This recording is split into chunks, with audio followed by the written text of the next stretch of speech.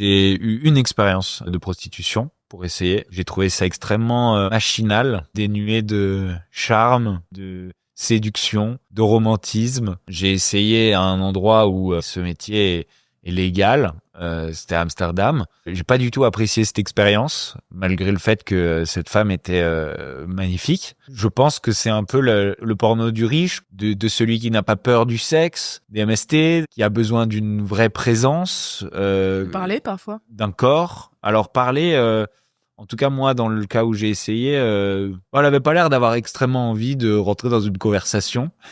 Elle en était à sa 11e passe de la soirée. Donc je peux la comprendre, elle avait certainement envie d'aller dormir et pas de discuter avec moi. On peut pas avoir eu une expérience une fois avec une escorte à Amsterdam, qui est quand même un des plus gros clichés autour de la prostitution, et balancer comme ça des généralités qui sont complètement fausses. La première, et qui franchement fait un peu de peine, c'est quand il dit qu'il faut être prêt à avoir des MST, ou faut prendre ce risque, etc. Faut vraiment casser cette image. Je pense honnêtement que je me suis faite plus tester et dépister pendant ma courte période d'escorting que pendant toute ma vie sexuelle. Ça ne veut rien dire, donc je pense que même au niveau de l'hygiène, je pense que les escortes sont bien plus propres que les femmes en général. Tout court, on prend 15 douches par jour. Et après, sur le côté elle avait peut-être pas envie de parler, etc. Encore une fois, ouais, c'est pas du tout le bon exemple. En effet, souvent elles sont rémunérées par au-dessus, hein. C'est pas des escortes indépendantes à Amsterdam, donc elles ont entre guillemets un truc à faire tourner, donc elles enchaînent et elles ont pas le temps pour discuter ou quoi. J'ai eu des clients qui m'ont payé juste pour discuter. Ça existe, c'est le cas. Il y en a qui recherchent vraiment une compagnie, une écoute, une attention qu'ils ont peut-être pas dans leur vie pro ou familiale.